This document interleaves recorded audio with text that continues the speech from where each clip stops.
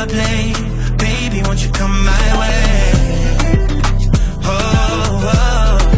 Come my way. What's up, friends? I'm Maxwell. Welcome back to my channel. This is Max Reacts. Tonight I've just been watching a whole bunch of different, just very different content, from men's right to sex to natural hair, and now I'm watching a video that a colleague sent to me that is from the following state. It says debate HBCUs versus PWIs. To put some context of why I'm watching this video, I am currently getting ready to go into section 2 of my dissertation for my doctoral studies, and part of my study, or really a large part of my study, is on HBCU culture, particularly pertaining to Black male students. So I'm not giving you all of that because I can't do that from an RB standpoint, but I do want to see what this video has in it in terms of the debate, and I'll give y'all my opinion at the end. Let's see.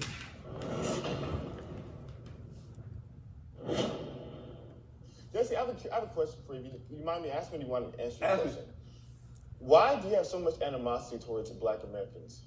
I don't have any at all. Okay, interesting. Yeah, I don't have any. Because just throughout this conversation, you've made a lot of slight comments in regards to Black Americans. Like what, for example? Like you were just saying, like in regards to this point about affirmative action. Yeah, why would you just throw out affirmative action? I'm just curious. But don't Black people love affirmative action? No. You don't answer questions. You Yeah. answer questions with other questions. Well, the reason I brought it up because I know Black people into affirmative action. Okay. And where'd you learn that from? It's all over the world. And just everybody know about it. I didn't know, so obviously that's wrong. So Blacks don't believe in affirmative action? You said every Black... Not all, but most. Not all, but most. What's most? Is affirmative action a negative thing? Affirmative action, negative or positive? Man, this is a great question. I mean, how much time do you have? Is it negative? I think affirmative action has its pros and has its cons, depending on what you believe, right? So, for example, when you have situations where in, let's say, 1950s, I'm just going way back, when you have certain schools like University of Alabama, which did not allow Black students to go into the university. So they literally had laws on the books where Black students couldn't go into university. Do you believe that, or do you agree? I don't know about that particular school, but I do know what you're talking about. So, so I believe, I forgot.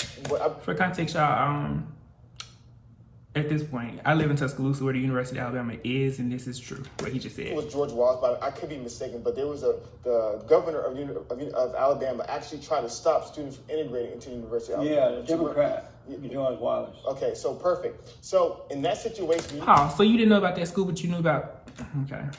See, Alabama made laws where Black students couldn't go to the university, right? And then eventually, 65, Civil Rights Bill was passed, so now Blacks, legally speaking, should be integrated into these schools.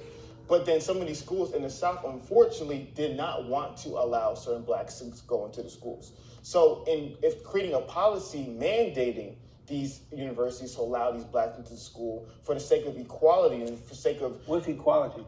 Well, I think equality is giving everybody equal opportunity. So I don't believe equality of outcome. Like, I don't believe in equality of outcome. I believe in equality of opportunity, right? Everyone should get a shot. Doesn't mean everybody should win the game, but everyone should get a shot. What did the white people have at their school that the Blacks wanted? So what? What did the Black people have? What did the white people have at their schools that the Black people wanted that they had to do the equality thing? Well, I think that's a great question. I think it could be a myriad of things. I think the first thing that comes to my mind is that when you look at the distribution of resources following Reconstruction, because Reconstruction failed, and look at the distribution of resources, that unfortunately a lot of these minority schools didn't have as many resources as the... What type of resources? Like in regards to the quality of teachers, in regards to books, and in regards to staff. They only had Black teachers, huh? Yes, a lot of those. And so the Blacks needed better teachers, meaning that they needed white teachers? No, better doesn't mean color, Jesse. Like, for example, like... What do you mean by... So, beforehand, they only had Black teachers, so they didn't have the same quality.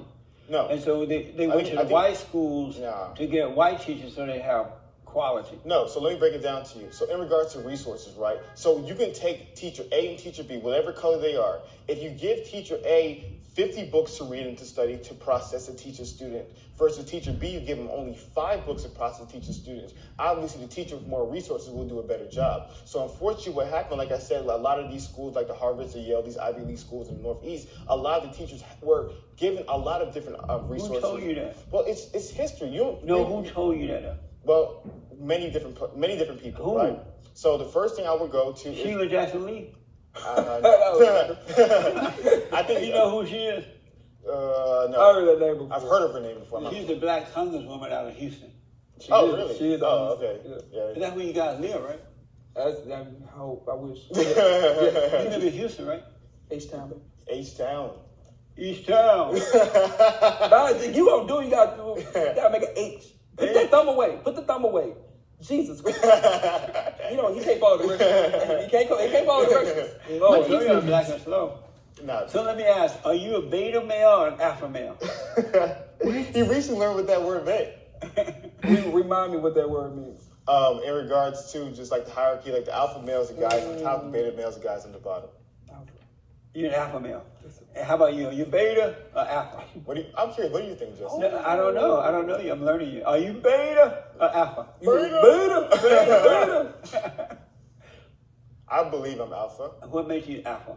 I think in regards to proactivity, in regards to initiative, in regards to direction, I don't think I need anybody to give me direction, focus, proactivity, ambition, drive in life. I just simply do it on my own. And you say you're an alpha male? Yes, sir. And what makes you an alpha male? Just like Hafiz said, I think I have a purpose in my life, and I know I get up every morning, have that motivation, without nobody knowing. Nobody knows exactly what the work we put in. I don't need to show it off. I just go because I want exactly what we've been working hard for. So do you have sex out of wedlock? Huh? You have sex out of wedlock? What even? How did we go from college, Sheila Lee Jackson, the reconstruction?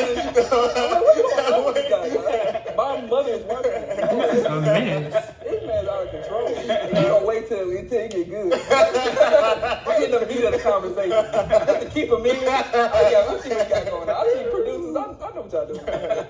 He just read. That question must be in bold and red. So what's the answer? Huh? What's the answer? No further questions. Oh my gosh. No further. Where's my camera? No further questions. I appreciate it. Okay, that was not what I was expecting the video to be about. Given the title, I was hoping they would have spoke more about, you know, the more modern day debate of HBCUs versus PWIs, where people, you know, try to pump one up and validate the other and all that good stuff. But I do see one of my colleagues sent it to me. It was pretty hilarious. It had little moments of shade and craziness in there and just misguided foolishness. I'll put it that way.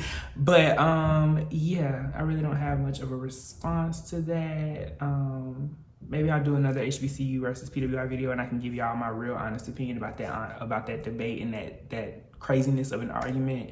But for now, I'll just synthesize it by saying go to the school that you feel connected to the most, that you think you're gonna enjoy, that you're gonna feel, you know, accepted, embraced by. Don't allow stigmas and stereotypes and all this craziness to cloud your vision or make you make a decision, because you can be a lonely African-American male and HBCU, just like you can be a lonely, rejected one at a PWI. That's why it's important for you to do college visits and tours. That's why it's important for you to go to your orientation sessions. That's why it's important for you to take some time while you're still young in high school to do that. I know I have high school students and younger that like watch my content. If you're watching this, do so. If you at one institution and then you're not comfortable and you decide you want to transfer to another one, fuck what them people got to say about you moving from one to the next. That's on you. That's your decision. You go where you feel comfortable. You go where your education is going to be enhanced with the engagement that you need, the experiential components that you might need, and then